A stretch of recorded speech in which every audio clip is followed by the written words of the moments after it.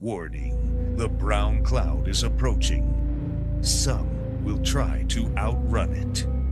Others may not be so lucky. But don't worry, it's all part of the fun at the Chili Cook-Off for books and board games. Where the chili is hot, the flavors are bold. And Bear E has your back with the official Brown Cloud Preparedness Kit. Follow the plan. Know your exits, and whatever you do, hold your breath, because this temporary pain is all for a great cause.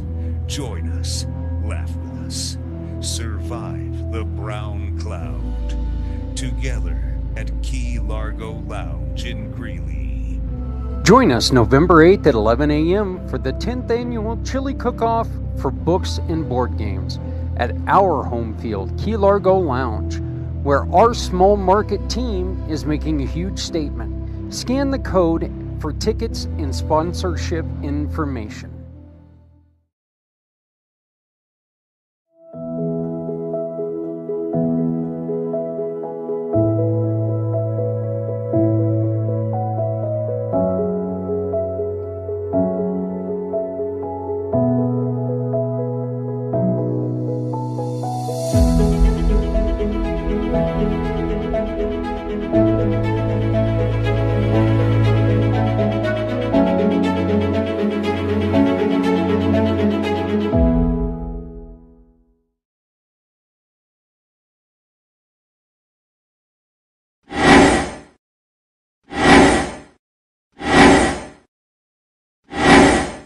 Today we get to welcome a leader who doesn't just build systems, he builds momentum, clarity, and confidence. Please help me celebrate Jordan Templeton Harris, founder and president of Fitzgerald Built, as the newest member of our community Pay It Forward giving family. He doesn't operate as a vendor, he operates as a force multiplier, a strategic partner who helps leaders. Whether an organization is growing, transforming, or trying to get unstuck, Jordan brings the operational intelligence and accountability that turn ideas into measurable outcomes. And now, he's chosen to stand with us, to make sure no one has to face a difficult moment alone. That's what makes this partnership special. That's what makes Jordan family. Please visit his profile, share his badge, and help us welcome him the way only this community can. Welcome to the family, Jordan. We're honored to walk this mission with you.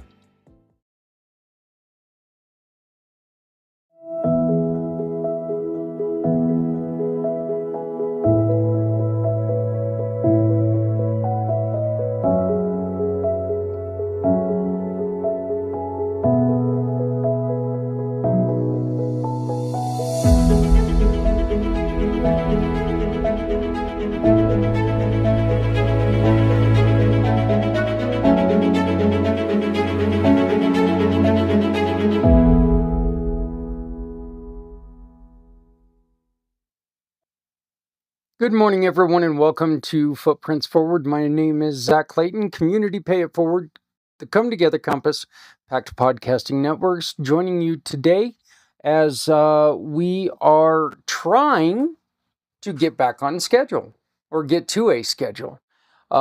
Just one scheduling update. Please do remember that starting tomorrow, Community Impact is on Tuesday nights.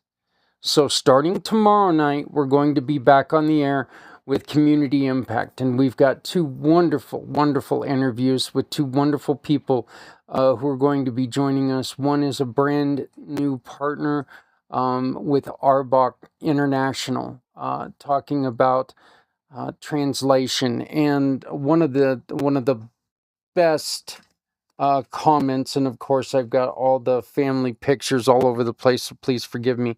One of the best comments that he made is a translator is like a doctor, an interpreter is like a surgeon.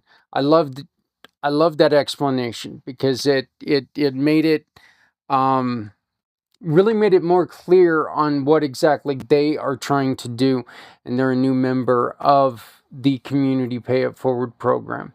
Then, of course, we are going to be talking tomorrow to Jeanette Deathridge. Had a lot of fun in that conversation talking about her service and how her 40 years of trying to support people by looking and feeling better with her her career in oh geez, I'm losing the name of it. Mary Kay. I couldn't remember. I wanted to say the other large uh, uh, brand, but I'm glad I didn't. So, yeah, she's joining us, and we're going to have her interview also tomorrow. But today, I am proud to bring you our once a month episode with my really, really good friend, Mr. Joel White, called the Rewired for Men Show.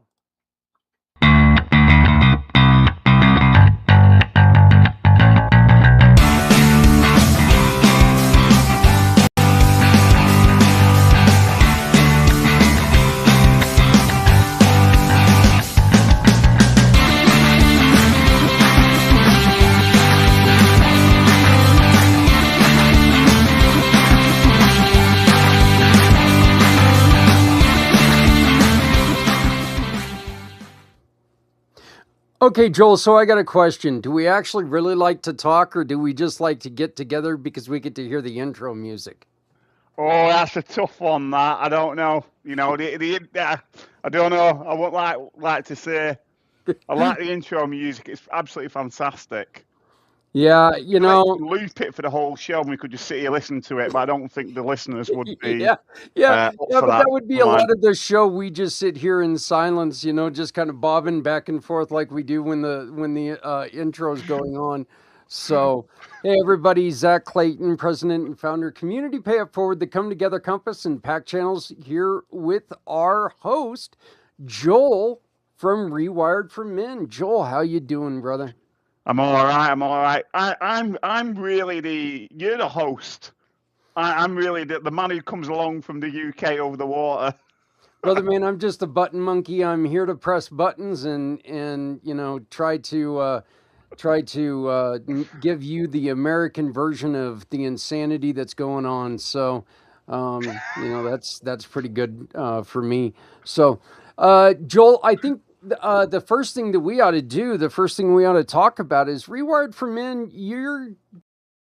Okay, I'm sorry about that, but that was a past episode, so we're going to get restarted right now.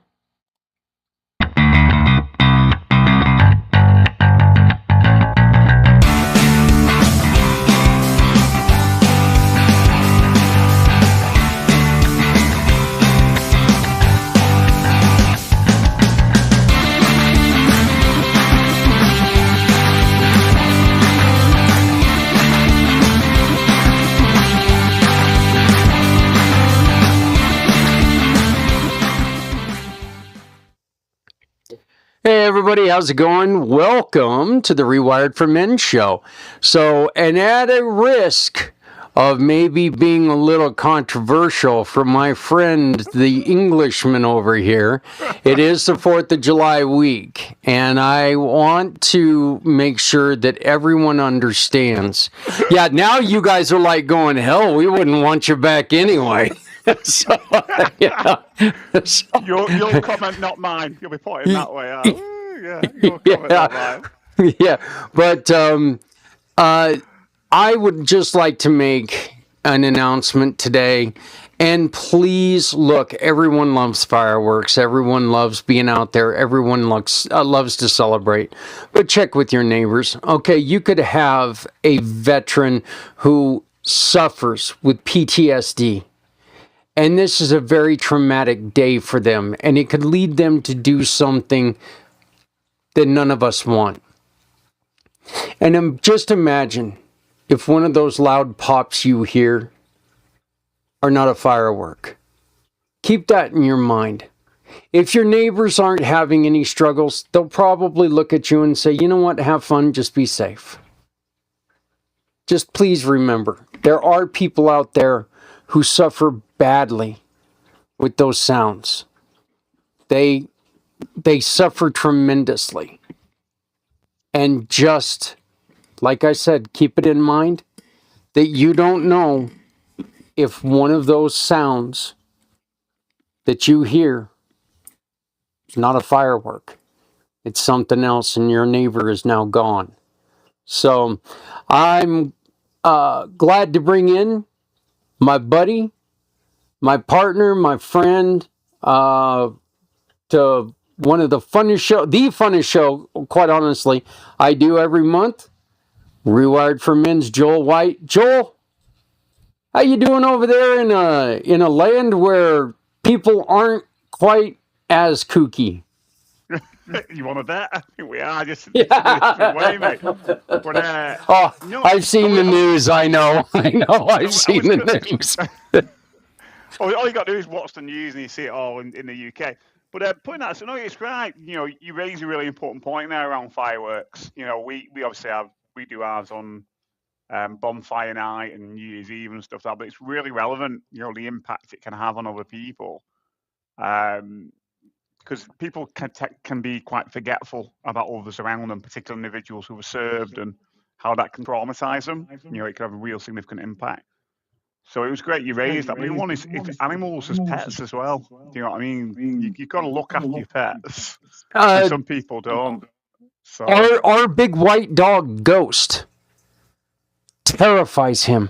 Traumatizes him. I have to sleep in the basement more times during that, like, because it's not fireworks going off one night. It's fireworks going off like for 7 straight nights. And for 7 straight nights, basically, I'm here in my basement because it muffles the sounds of them a little bit. I can turn up the podcast I'm listening to, and it helps Ghost block them out. But it terrifies him to where he's just so anxious and scared to death. Yeah. And he's, like I said, he's our biggest dog, but it just tortures him. So, yeah, you're right. You're absolutely right. Yeah. So, but, you know, our neighbors are very cool. And we do have a combat vet neighbor, but he's okay. He's okay. Yeah. You know? So that doesn't mean he's going to stay okay. So I'm still going to ask him if I light fireworks, in which we will not light the ones that explode because of Ghost. You know, Ghost is a part of my family. I want him to be there. Now, the dummy's still going to try to chase the sparkler, but, you know. Well, that's not going to end well, is it?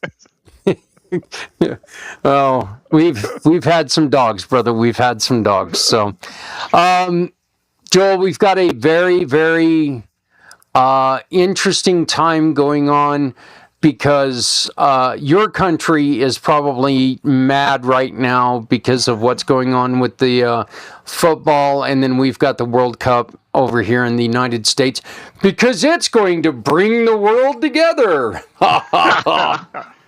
Yeah, there's so many ways.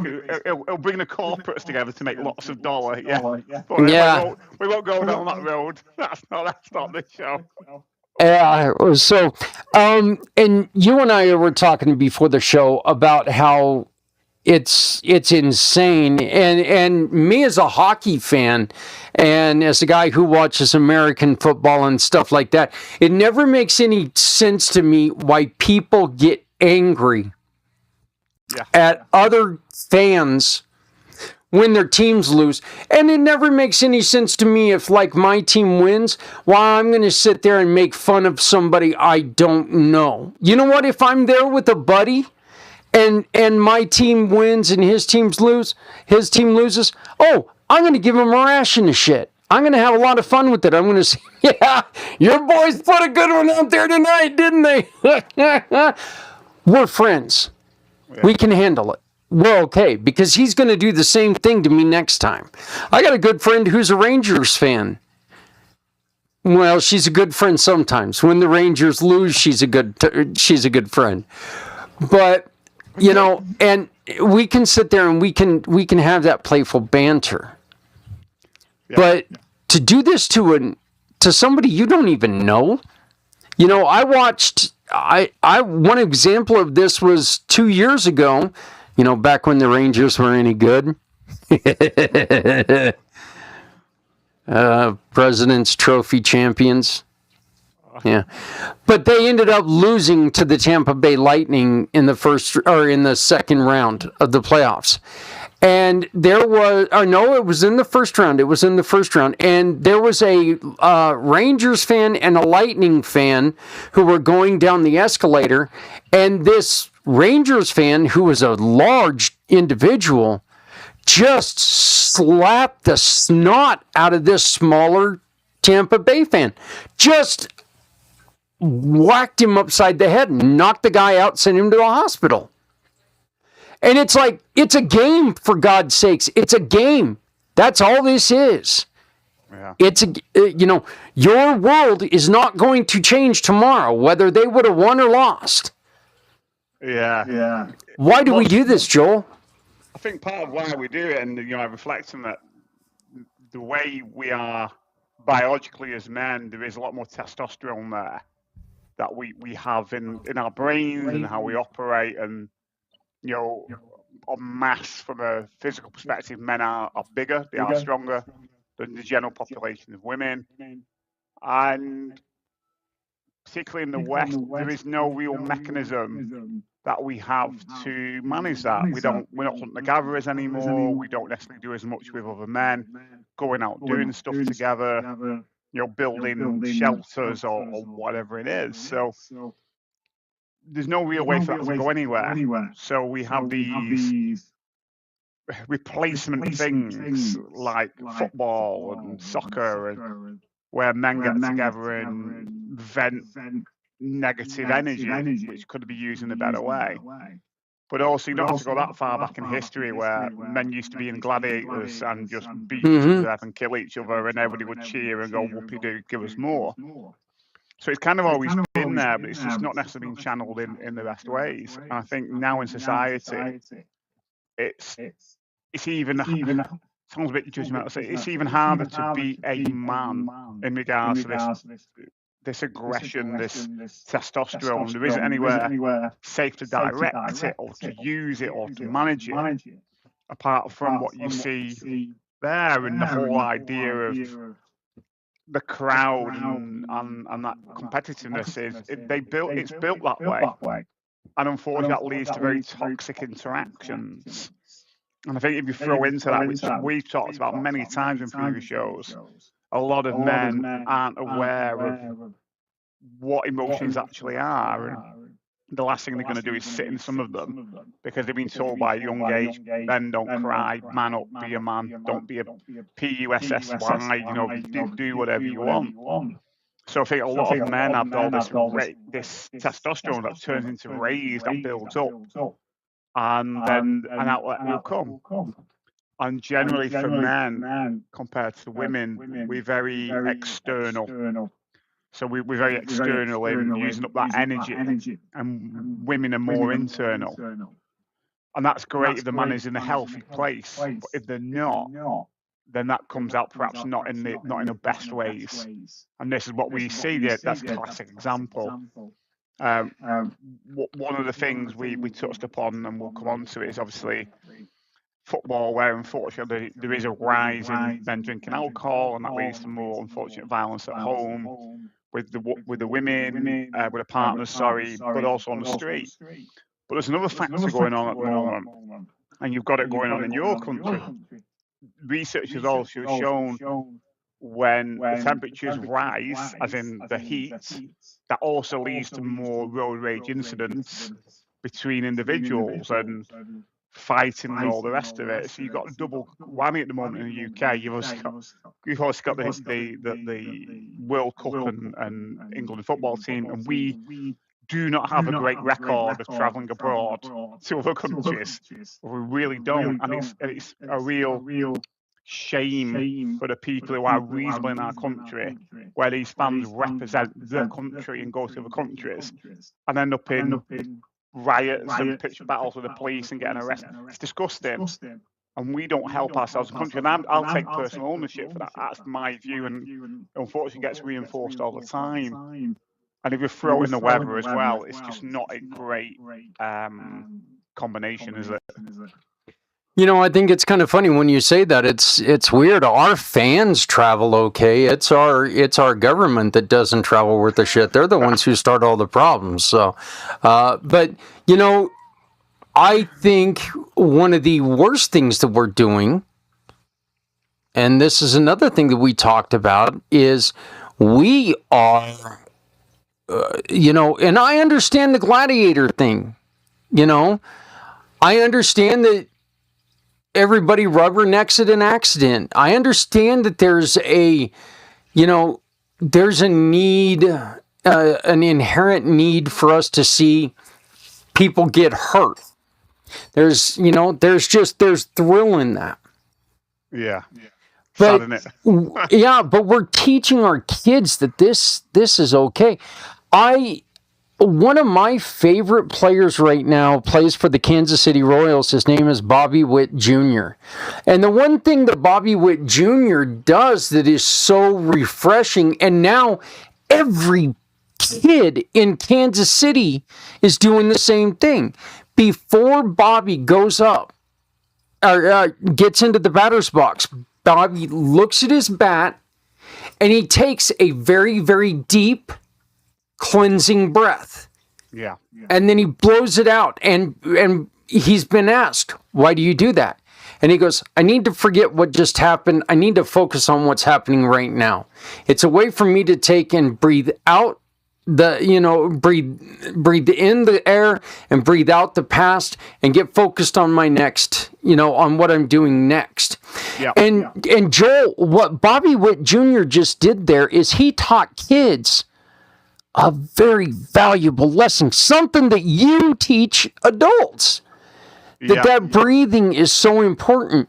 Yet we've got other athletes that are sitting there with money in their logos and money in their hands and talking about all this stuff, throwing out insults to each other and talking about the garbage in life that, you know, money can buy, and disrespecting not only, in my opinion, their sport, but they're disrespecting their fans. They're disrespecting the people who struggle every day just to pay the $70 to watch them do what they do.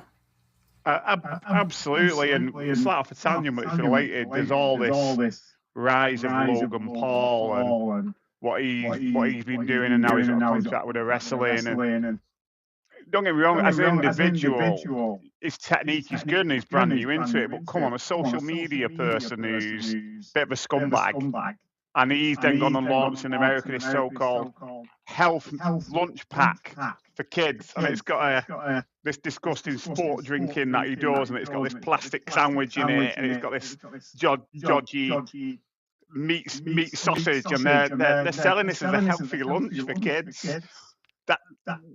That should not be allowed to happen. It really shouldn't.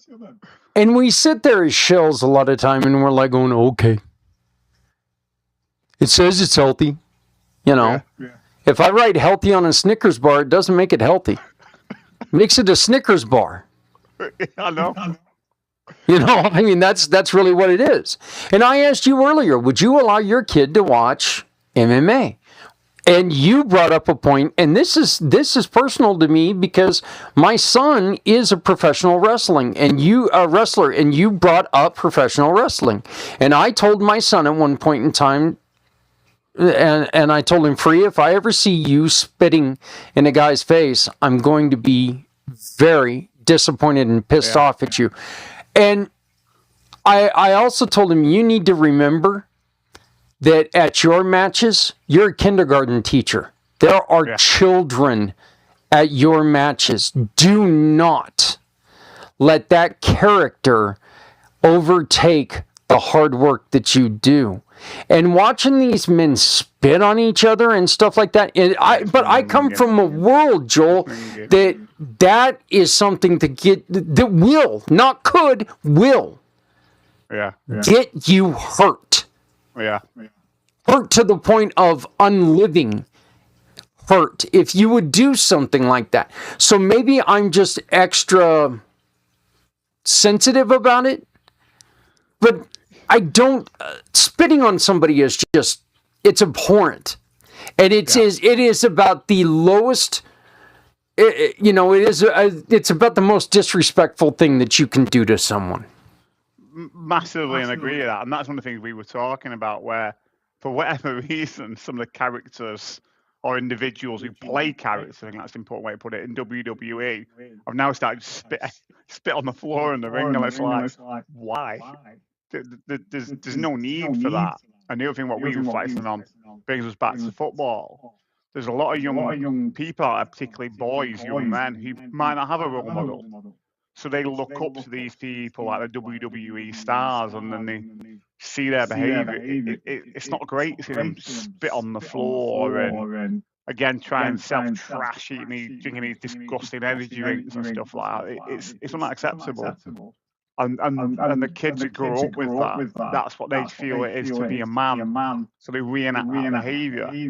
And it's great what you said about the baseball guy. I wish there was more individuals who were leaving a better footprint for kids to engage with. I'm not saying all of them are horrible in WWE. Just some of them are like, why did you have to do that? Why did you have to say that? You could have come across a bit differently. And this comes back around. Go on. And they try to use this excuse, well, I'm not here to raise your kid. Look, if you say that, I want you to look out into that crowd on who's wearing your shirt. Yeah, for sure. You know, you may not want that responsibility, and if you don't, get out of the business, because you're in a business that sells to kids. Yeah. You know, so, and by the way, I can't stand it when people shill for their like energy drink and stuff like that. But, sorry, I had to do that when you said it. I just had to. By the way, this company is not supported in any way by Rockstar or any of its affiliates. We are not associated with them, so if I said something to offend you, Rockstar has nothing to do with it. That was the opinions of me and my voice only. I see you've had to read that out before, yeah? I've seen enough stuff, but but yeah, the one thing that in hockey, the one thing that happens that just royally disgusts me is they do the farmer's Kleenex, and they do it right there on the ice. They just take and they they do that, and it's like going, come on, guys. Have a little respect for yourself. It's minging, and that's one of the things we're talking off pre-show. Football is the same. I play football. I don't really watch it. And a lot of it is, this is my personal standpoint, a lot of those footballers on the pitch, their behaviour on the pitch is abhorrent, and it's disgusting. And it appears in the media, it appears quite quickly, because they've got all the people to sign NFAs and all that. Do you know what I mean? And non-disclosure agreements, NDAs and all that. But then some are on the pitch, and like you said, they're spitting and they're doing that, and they're flying over because someone's just caught them and rolling around on the floor, and they're in the ref's face. And it's ridiculous how much they get paid. It is sickening. I know some train really hard, but come on. How much do they get paid? It's just horrendous. What I would kind of like to see is some of these bigger organizations maybe go to the PGA, okay? Because you don't see that in the PGA. There's actually contractual things in the PGA that tell these guys, you are a professional, act like one. Yeah. If you do not act like one, that's one of the reasons why John Daly got in so much trouble, because he couldn't stop drinking, and it got so bad that he had bourbon in his bag, and he was drinking, and so he got into trouble. They've got it in their contracts that, look, if you want to act like an asshat, that's fine, but you're not going to do it here. Yeah. You want to go on to a minor league, that's fine. There are, and here in the States, I don't know if it's like there in England, but you see a lot of these players who do these commercials for like the children's hospital and stuff like that. Yeah. But you can also, Joel, tell when somebody's doing that out of contractual obligation or when somebody actually cares about it,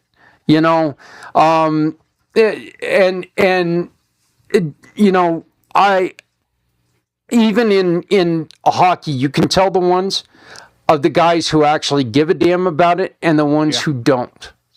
Yeah, what tends to happen in the UK, a lot of the footballers will do for the big sports brand and stuff, but they won't necessarily affiliate themselves with hospitals or whatever like that, because it's all about making as much dollar as possible.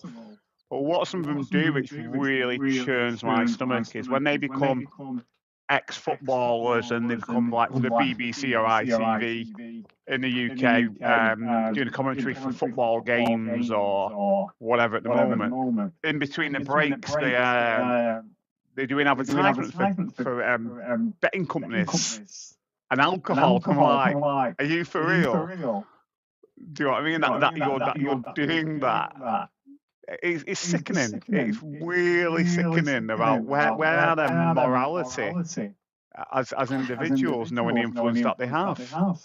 Yeah, we've got a show here, and it's called Spitting Chicklets. Okay, it's a very highly ranked. It's a very highly ranked podcast in the United States. It's all about hockey. It's a funny show. It's a very vulgar show. Very vulgar show. Okay. That's okay. They can do that. That's fine. But we're going to talk about social media here real quick, here pretty soon. And I think this might be an okay lead into that eventually. But that's one of those shows that you as a parent, you've got to monitor what the hell your kid's listening to. Because what those gentlemen are saying, your kid does not need to hear. Yeah. Your kid, if you are listening to that, with your kid in the car thinking that that's teaching your kid how to become a hockey player, all your kid is learning that, you know what, I can disrespect people, I can beat people up, I can do all this, I can just be an a-hole. I don't need the talent, I don't need to work hard. I already know how to do it because I can just be a professional. And they're taking it to their minor league, their peewees, their midget teams. And yes, they are called midget teams. I'm not just saying that because I like to say the word midget, which I do, but I mean, they are called midget leagues. So I'm not trying to be divisive there. But yeah, I mean, it is. I don't care what they say. I'm an adult. My sons are adults. My son loves listening to it. But we went to watch a game with him, and we listened to it for about 30 minutes. And all I could do was shake my head because it was F and F and F and F and F and F and team, F and F and F and F and F and F player, F and F and F and F and F and F and team. And it was like, conversation, guys. I mean, let's be honest. Maybe that's one of the reasons why I don't have tons of views for the podcast is because you and I just don't say the F word enough. Darn it! Sad, no, but it's sad but true. Do you know what I mean? And that's a general society thing where you look at certain TV programs that are on, and you think people watch this shit, and it's like. Yeah. Nothing really goes on in it apart from abhorrent swearing or indirect violence and everything. It's great, or it's fake TV about the Kardashians or whatever it is. I'm taking all shit. This is my personal view. This is not reality, and people get sucked into it and then try and be like them and do like them. And for me, where we talked about before, we had the Gladiators where men's boys families used to go and watch when people get slaughtered. That's being replaced by football. And then after football won't surprise me, and God forbid it doesn't. That in 5 years' time, literally, we won't be watching films of the Hunger Games. They'll actually be taking place. Do you know what I mean? And as a reality show, and Squid Game's concept won't be a film; it'll be reality where you can watch it happen on screen. And it's really sad, but unfortunately, society seems to show that's where we're going if we're not careful from that degree. Frightening, isn't it? But how far out have we moved on from the days of the Romans watching tigers rip the arms off men and going, yay! It's makes you wonder, doesn't it? Well, and see, here's the other thing, and here's one of the things that people forget about when they glorify that, yeah, this is the modern day gladiator. Is it? Because gladiators were slaves. They were not free men. Okay? These people were cheering people they saw underneath them getting hurt, getting ended by animals, by other men. It's in the truck. Mm-hmm. Okay. So, but sorry about that, everyone. But yeah, they were slaves. They were not free men. They weren't doing this because they trained to do this. They were in battle. They lost a battle. The Romans brought them to those Colosseums as a punishment. Yeah. And they did it for entertainment. So, glorify gladiator games if you'd like. Do it. We all do it. There's schools out there, the Spartans, this is great. But remember, they weren't there on their own accord. No. If you were indebted to somebody so much that you could not pay them, you had to go and fight under their banner until you could afford to pay them back. And it's just the comparisons are people who don't understand history. The comparisons are just, no, these are not modern day gladiators. They don't have to live what they did. These men were taken from their homes at 6, 7 years old and permanently walked away from their homes and became soldiers. That was it. Yeah. Until they lost in battle and then they became slaves. So, to compare these guys, any of them, to a Roman soldier is just, it's wrong. It's just completely wrong. So, what would you, let's put on the holy shit, something magical happened hat. What would you do to make some of this go away? Wow. What would you want to see go away first? In what sense? When it comes to all of this, I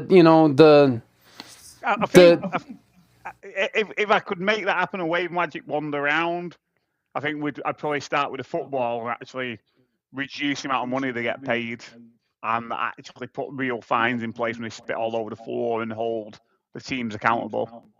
And I think that would also be like use of the clause in people's contracts where you're playing football or wrestling that if you did certain things, you're gone. First warning, second warning, third warning, do one.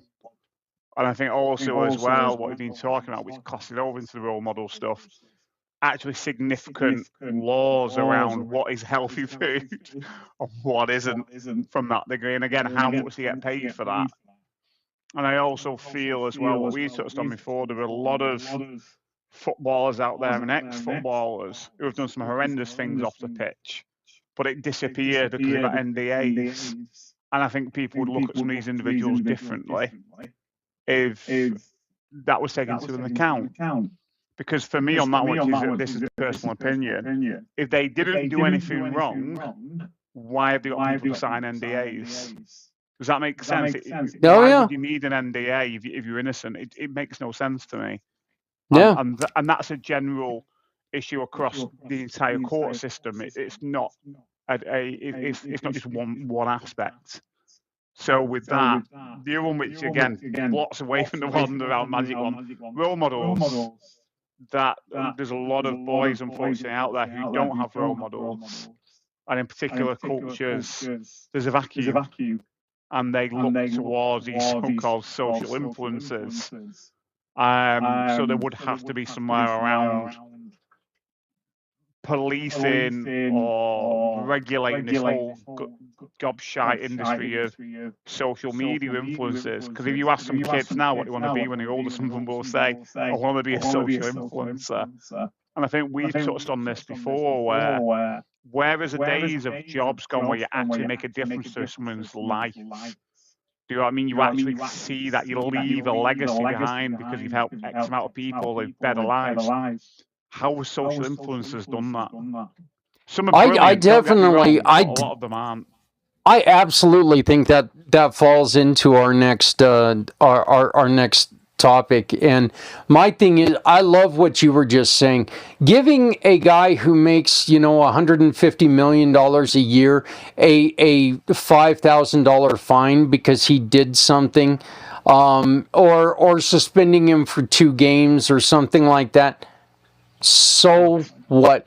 Give me, that's like, giving me a 35-cent fine and telling me I can't go to work for a day. Going to work, not being able to go to work for a day, okay, that one hurts a little bit for me. But they got guaranteed contracts. A lot of them have guaranteed contracts. That money comes regardless. Yeah. And the endorsements don't stop.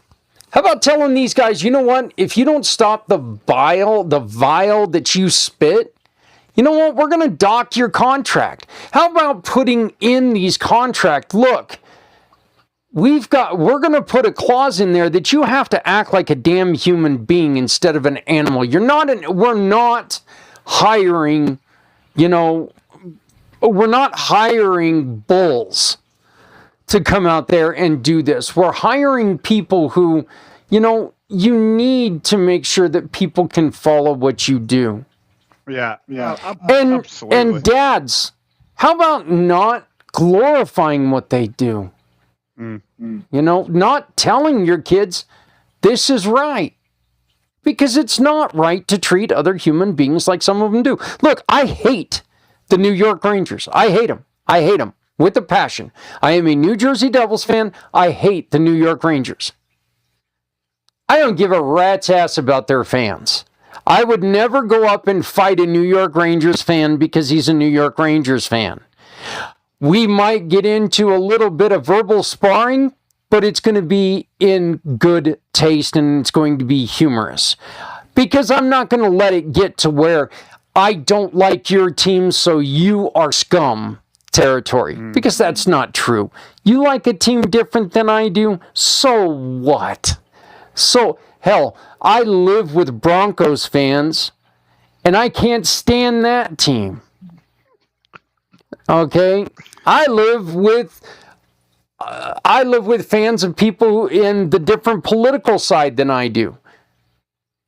I get along with them just fine at times. Absolutely. And you know what? You're getting on the point there, which is really important, and we've touched on this before. That then does not give you the right, not you, but generally as an individual, to go up to somebody else and slap them around the face or punch or kick them. Because again, there seems to be a thing which comes up with a lot of the men around personal responsibility and accountability. It's easy to blame somebody else and take account for your actions and your behaviour. And I think that unfortunately falls into a lot of the man category than it does more for women in doing that. And you were talking about that off air before, that fan situation. Yeah, well, I really think that the accountability is something that, you know what, we need to start getting away from some of these lighter sentences for things.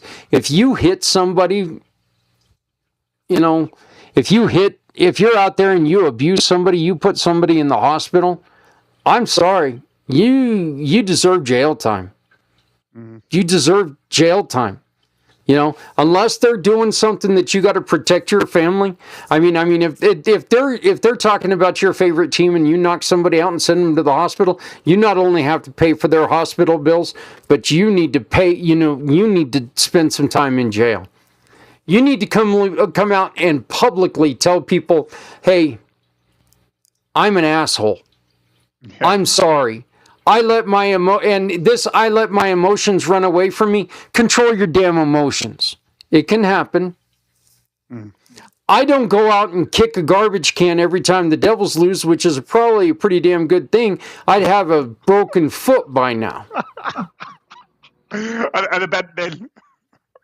Yeah, don't let me get into talking about the Kansas City Royals right now. I'd have broken everything right now if they, So, but let's go on ahead and move on. And I know that you really wanted to get to this one, and you were talking about what they do in England when it comes to something that's a very, very sensitive topic. And matter of fact, with the elections coming up, we're hearing a lot about it here in the States, and that is the culpability of social media on kids. And Joel, I want to hear about what they're doing in England, but my thing is that, you know what? And I used this reference when you and I first started talking. Do knife companies have to start putting on their, are dulling their knives because people make stupid mistakes or stupid decisions and they cut their hands? Where are the parents in all this? Absolutely, and again, I don't know if it's come into law yet or it's just the suggestion phase, but very much the idea of what the UK government have done is bringing in this way of holding social media companies accountable from the perspective of it being, I don't know if the right word's illegal, because there's been questions around how do you enforce that, but basically making accountable to social media companies that any children under 16 years old are not allowed an account on like Instagram, LinkedIn, whatever it might be. I can't remember if all the platforms are in or only one of them are in. And that if you need to set up an account going forwards, that you've got to use a recognised government ID, so that could be a passport or driving license or whatever it is to start that account. The other thing which is interesting, which we didn't talk about, there's an idea of coming in for 18-year-olds that there will be a built-in social media accountability timer where after, say, 10 p.m., the social media shuts down. Because what's happening in the UK, a lot of the students in sort of A-level or university are basically staying in all night watching this garbage, and they're going into the education setting very tired. So there's that. That's what the idea is. I think from 16 to 18, so it's college age. Sorry, to manage that, which is absolutely fantastic. But the important thing is, how do you police that? And also in that, what you mentioned there about the knives, the parents also need to take a level of responsibility in their parenting of their own kids. Because what we were saying is true. A lot of these parents say, oh, look at the impact on social media of my kids under 16. A, why did you allow your kids to have a social media account in the first place before this law came in and they're under 16? And B, why did they not have a mobile phone in the first place anyway? Because from my personal perspective, my son's 9 years old. My view of parenting is he shouldn't need a mobile phone. At least he's after 16. Who's he going to call? Where's he going to go? Like I said, I shiver at the thought of listening to a one-sided 10-year-old conversation. Yeah, exactly. I shiver at that thought, and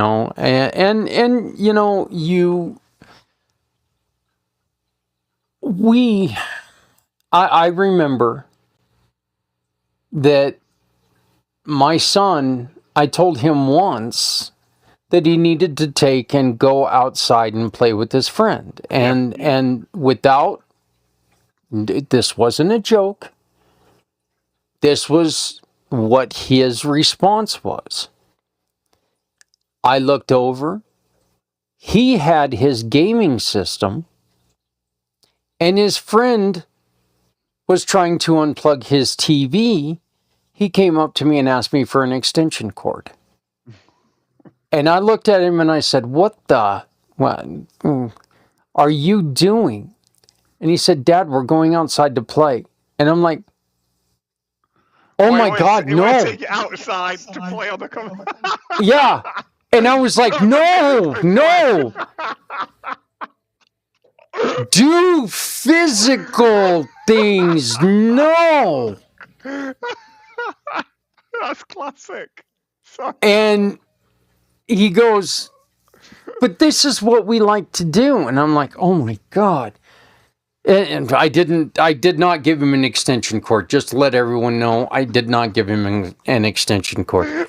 But, I mean, has it really become, like, my grandsons are here. And it's really cool because every once in a while, yeah, they shut off the gaming system. And, you know, they all go out. We're lucky. We got a park in the backyard. They'll play basketball. They'll do something. And they don't have to be kicked off the gaming system all the time, you know. The second oldest boy, if we had a place for him to go fish anywhere around here, I'm pretty sure he'd be gone already. You know, I mean, these are boys from smaller towns, smaller country areas.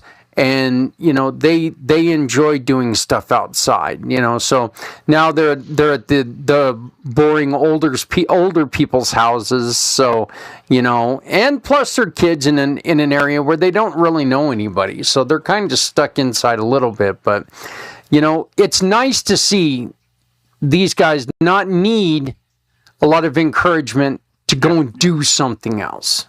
Yeah. Absolutely. You know, outdoor play is really important for development in so many ways, particularly what we talked about earlier in this show, about letting off energy, going out and interacting with the world or whatever, you know, children want to do. It's really, really important. But again, this goes back into parent responsibility. And it's okay allowing kids to go outside, but you're aware of what they're doing, than it is kicking them out and saying, come back in 4 hours, daddy's busy or mummy's busy. Because that's not acceptable either. That's like, you just don't give a shit about your kids, and at some point they'll arrive back. So it's important to find that balance of that. But also what we've also been talking about here is parenting is done by people. It's not by proxy, by the mobile phone or the iPad, whatever it is. And I think we're running the risk of it coming parenting by proxy if we're not careful and we continue what we're doing, which goes back to what we were saying before. You know, my son's 9 years old. He's in year 4, primary school.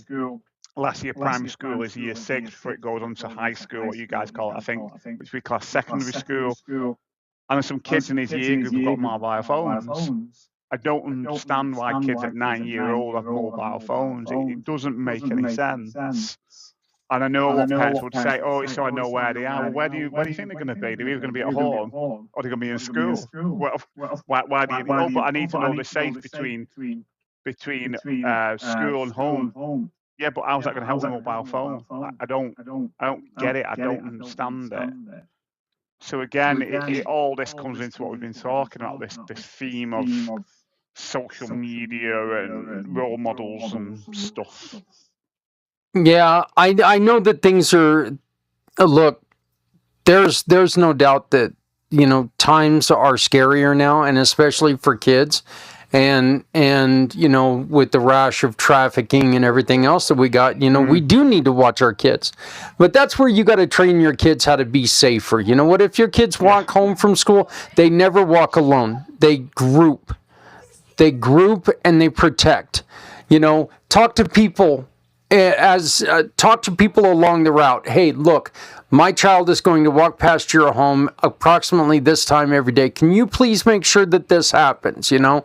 And just kind of check out. And if you see, you know, if you see that they're not there, if maybe you could give me a call, you know, that's one way that you could take and you can do this.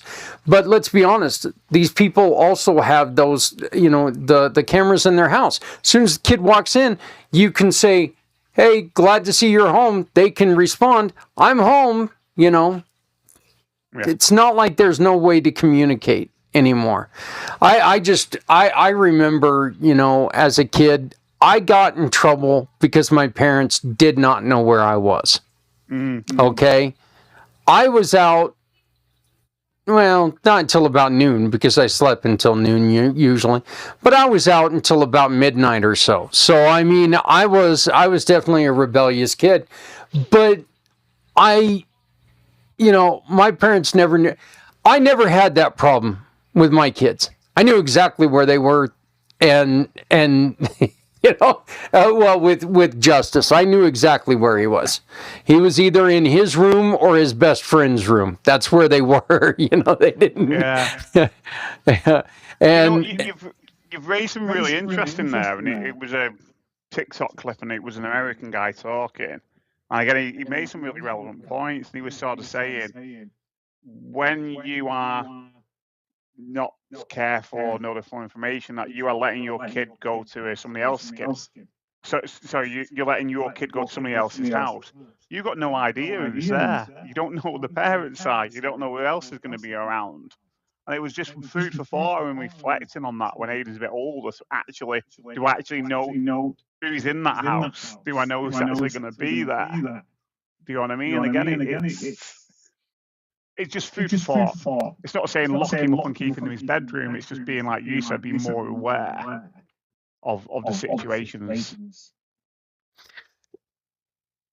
You mentioned influencers earlier, and I think one really good idea would be to take and, as a parent, go through and look at all the posts of these influencers, because you can show these kids some of the horrors that these kids don't see, because maybe they're just, some of these posts that are like, maybe they don't see the post where this influencer goes through this, I feel shameful, or I feel so alone, or I feel, because these influencers a lot of time are so depressed because the only people, they know that they have friends, but they don't have any close friends. Every friend that they've got is a, character that appears on their little counter up top. Yeah. They don't have close relationships because they spend all day with this little thing here, and this thing. This is their life. This is what they do. And they feel important, and they feel like there's something special. Yet when this is not there, they feel alone. And so maybe parents should go in there and say, look, this is a person who needs other people, who needs help, who needs that experience of doing other things. Yeah, absolutely. And in that as well, they're monetizing other people's misery. Yeah, Yeah. And this goes back into that context of what we've been talking about. And the other thing, again, these go back to something you said before, which I reflect upon. Some of these social media influencers, they make millions of pounds. And not just to them, but again, this is a general thought that I have, which probably wouldn't be popular if I ever ran for Prime Minister. But the way I would do it, if you earn over £1 million a year, then 10% of that should be put into a pot, which then can go towards supporting the homeless people or this, that, or the other. So after 1 million, you wouldn't get that leverage again. It would be just first 1 million at 10%. So you've got 60 million in the bank. You just lost 10% of that first million. It's a drop in the ocean. And if you've got, unfortunately, what we have in the UK, some of the most billionaires or millionaires in the world, in our shitty little country, you could solve so many problems overnight. 10% on 1 million is nothing for those people who've got billions and billions of pounds. And the same with the social influencers. And this goes back to what you said about the footballers. If footballers misbehave, then their weekly wage, 10% of that should be put into that pot for charity pot to support out homeless people. That's nothing to them. That's a peanut based on how much they get paid for a year. And you solve problems. You make people accountable. I think everybody ought to be responsible for a little bit of the social impact that we do. I really do. I think everybody should hold some themselves responsible for some of this social impact. Because you know what? Look, and we say it as one of our taglines, if you're not helping someone, you're hurting everyone. And that is the truth. Yeah. If we're not helping someone, we are hurting everyone in our community. And we got to remember, as business owners, as athletes, as influencers, as whoever you are, if this person who's watching me now is not taken care of, they may not be here for long. Yeah. And what am I going to do when they're not here and those numbers start to drop? So Joel, I greatly appreciate this. My brother, my friend, you're my hero. I appreciate it so much. Good luck with the World Cup. And how's England even doing right now in that thing? Well, the usual, they come out strong, they fizzle out, they kind of make it to the quarterfinals, and then they just get rejected, and the media say they're all crap, and all the fans hate them by the end of it. It's a usual pattern. So there was a win, was it 4-2 our first game, and 0-0 last night. It wasn't really worth watching, gotta be honest with you, Zach. So you're not missing much, not understanding the game. Let's see here. I have no idea. Let's see. The Americans are the first in theirs with 2 wins. Right. I didn't even know America had a football team. Yeah, 2 wins on 2 matches played with 6 points. They're in first place in Group D. Yeah. But then it shows that there's more than 2 wins. It shows that there's 3 wins. They beat Australia. Oh, no, never mind. They beat Australia and Paraguay. Yeah. Those don't sound like, the killer's row of football. Again, I don't know. Australia's got to be pretty strong. Australia's got to be pretty strong, right? Yeah, a lot of these teams wax and wane. But don't forget, the whole money-making business of the World Cup is now up to like 60 odd teams. So it's about how much money can we make from it. And don't forget that long ago about the guy, is it Seth Blatter or what he's called, who was a top guy at FIFA, was so corrupt it weren't even funny. And that disappeared in the background. And I don't necessarily think it's improved that much from there. This joker who's running it now, he ain't much better. He, creating a peace prize to give to the president. The FIFA. Sorry, I'm not trying to be culturally insensitive here, but this guy giving our president a peace prize for the culture of football. Which is one of the truly most violent games out there, that was a little weird to me. So it's not just that; it's doing the World Cup over 3 different continents is the most ridiculous thing I've ever seen in my life. And like I said, it's up the road. It's a completely different country. The funniest thing about that was just horrendous. Yeah, and the funniest thing about that was this is for unity, yet, it's 2 countries right now that the U.S. is fighting again.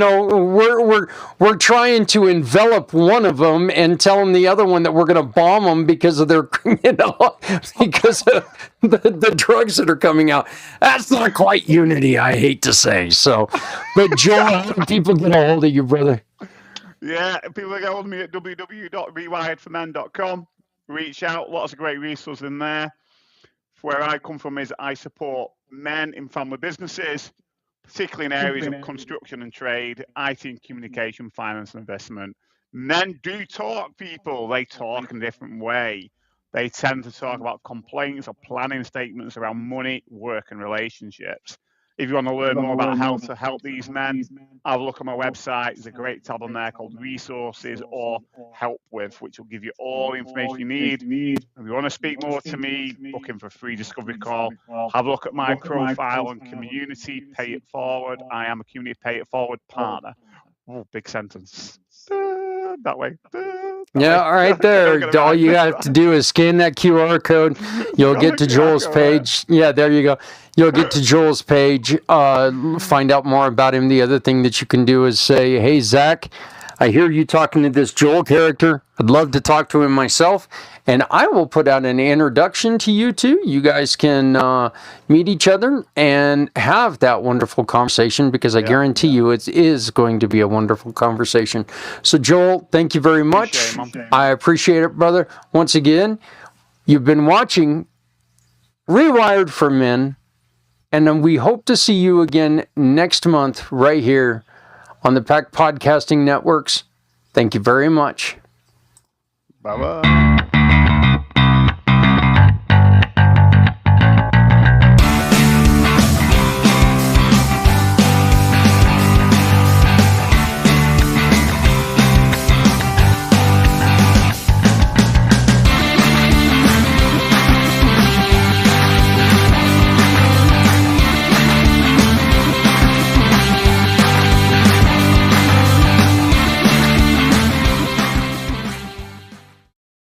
When the world feels heavy and the nights get long, we lift each other up, that's how we stay strong. Every act of kindness starts a chain reaction. Every step of caring turns into action. Come together, lift each other, every neighbor, sister, brother. Hope grows louder when we share, love grows stronger when we care.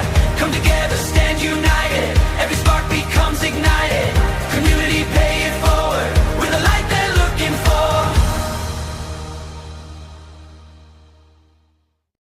Hey everyone, let's give a huge community pay it forward welcome to Auerbach International and Philip B. Auerbach. For over 30 years, they've helped businesses connect across borders with world-class translation and localization services. We're so excited to partner with a company that believes in impact, inclusion, and lifting communities together. Please scan the QR code beside me and visit their profile. Show some love, and remember, when you shop with a purpose, we all win. When you do business with Auerbach International, you shop with a purpose. Take a picture of the receipt and support with heart. Welcome to the Community Pay It Forward program, Philip and Auerbach International.